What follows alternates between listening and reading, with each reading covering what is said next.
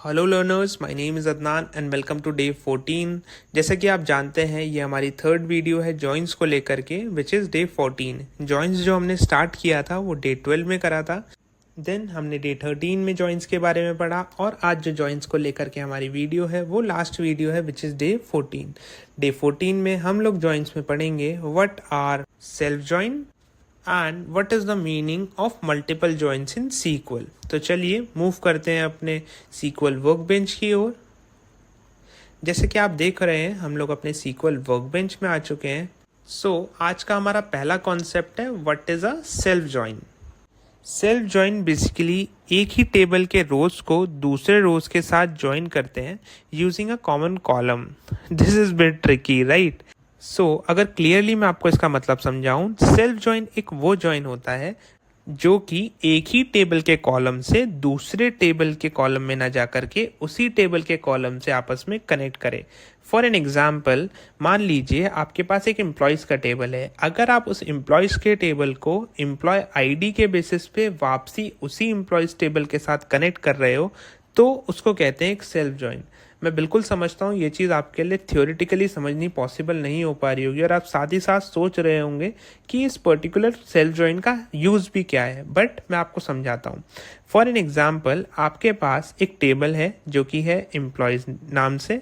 Let's first of all print this table. So what we will write employees. You have the employee ID with us, we have the first name and the last name and also the manager ID with us. हम लोग इस entire table को एक बार print कर लेते हैं, select everything from employees, और आप देख पा रहे होंगे कि हमारे पास एम्प्लॉय आईडी आ चुकी है, एम्प्लॉय का नेम आ चुका है, फर्स्ट नेम लास्ट नेम आ चुका है एंड एम्प्लॉय की जो मैनेजर आईडी है वो भी आ चुकी है। अब चलिए देखते हैं सेल्फ जॉइन यूज़ कैसे होता है। हम चाहते हैं कि हर एम्प्लॉय के नाम के साथ उसके मैनेजर का नाम भी शो हो। यहाँ पर हमारी जो कमांड रहेगी वो रहेगी select everything from employees as E1। E1 में दे रहा हूँ इसको ये डिनोट करने के लिए कि हमारा टेबल जो है वो वन टेबल है। देन हम लोग क्या करेंगे, we will use left join on the same table which is employees. देखिए मैंने फ्रॉम में भी एम्प्लॉयज़ लिखा एंड लेफ्ट जॉइन में भी एम्प्लॉयज़ लिखा एज E2। बस मैंने यहाँ जो एलाइस है उसको E2 कर दिया है on the basis of E1 dot manager I D is equals to E2 dot employee I D. इस चीज़ को समझते हैं। मैंने यहाँ लिखा E1 dot manager I D, यानी कि एम्प्लॉय 1 की जो मैनेजर आई डी हो वो इक्वल्स टू हो एम्प्लॉयज़ यानी कि सेकेंड एम्प्लॉय टेबल की एम्प्लॉय आईडी के। इसको समझना थोड़ा सा मुश्किल है आपके लिए अभी, बट इस चीज़ को अगर आप ध्यान से एक बार दोबारा देखेंगे, मैंने यहाँ लिखा पहले एम्प्लॉयज़ टेबल की यानी कि E1 एम्प्लॉयज़ टेबल की जो मैनेजर आईडी है वो इक्वल्स टू है E2 यानी कि सेम टेबल की एम्प्लॉय आईडी के।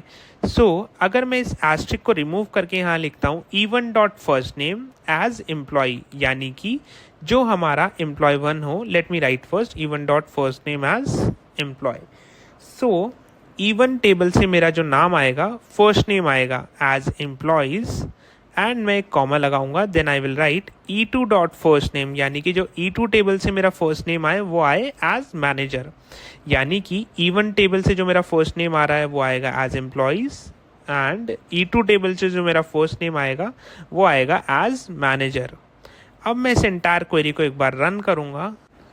क्वेरी रन करने से पहले मैं आपको एक बार फिर से इस चीज़ को थ्योरेटिकली क्लियर कर देता हूँ।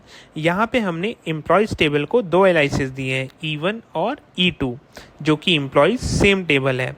E1 बेसिकली रिप्रेजेंट करता है एम्प्लॉयज़ और E2 रिप्रेजेंट करता है मैनेजर्स। हमने ज्वाइन किया है E1 dot manager I D को E2 dot manager I D के साथ ताकि हमें मैनेजर के नाम मिल सके। अब एक बार इसका रिजल्ट देख लेते हैं। इस क्वेरी का जो रिजल्ट आया है वो आया है जॉन का जो एम्प्लॉय है वो है नल, बिकॉज जॉन के आगे कोई भी डिटेल नहीं थी। जेन का जो एम्प्लॉय है यानी कि मैनेजर है वो है जॉन, एलाइस का जो मैनेजर है वो है जेन एंड बॉब का जो मैनेजर है वो है जॉन। यहाँ पर जॉन का मैनेजर नल है क्योंकि उसका कोई मैनेजर नहीं है। जेन का मैनेजर जॉन है, एलिस का मैनेजर जेन है एंड बॉब का मैनेजर जॉन है। बेसिकली कंक्लूजन क्या आता है, एसक्यूएल में सारे ही तरीके के जॉइंट्स काफ़ी ज़्यादा इंपॉर्टेंट है, बट कुछ ऐसी क्वेरीज भी हो जाती हैं जिसमें हमें इस तरीके के पर्टिकुलर सेल्फ जॉइन का यूज़ करना होता है। सेल्फ जॉइन थोड़ा सा समझने के लिए ट्रिकी है, बट आपसे रिक्वेस्ट करूंगा कि इस चीज़ को आप बेसिकली ध्यान से सुने, समझें और आप एक बार वीडियो को वापसी जा करके भी देखें। सो इससे आपको क्या होगा, सीक्वल में सेल्फ जॉइन की एक बेटर अंडरस्टैंडिंग मिलेगी।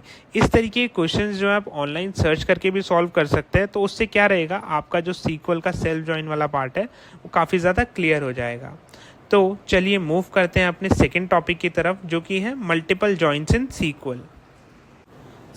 मल्टीपल जॉइंट्स का यूज़ होता है जब हमें एक से ज़्यादा टेबल्स को ज्वाइन करना पड़े एक ही क्वेरी में। फॉर एन एग्जाम्पल, मान लो हमारे पास 3 टेबल हैं, एम्प्लॉयज़, डिपार्टमेंट एंड सैलरी। चलिए पहले इस टेबल को क्रिएट कर लेते हैं।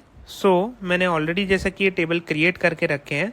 सबसे पहले हम अपना एम्प्लॉयज़ टेबल देख लेते हैं। We have employee ID with us, first name, last name and department with us. चलिए अपना डिपार्टमेंट टेबल एक बार प्रिंट कर लेते हैं। We have department ID and department name with us. Last table है हमारा सैलरीज, जिसमें कि है salary ID, employee ID, amount यानी कि कितनी सैलरी है। अब चलिए देखते हैं कैसे मल्टीपल जॉइंट्स यूज़ करते हैं।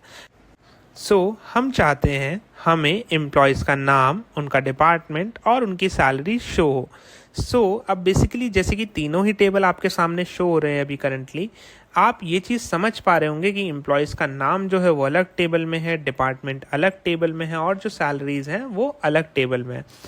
इतना तो क्लियर है कि हमें इन तीनों टेबल्स को आपस में ज्वाइन करना है। What I will right select everything from the table employees.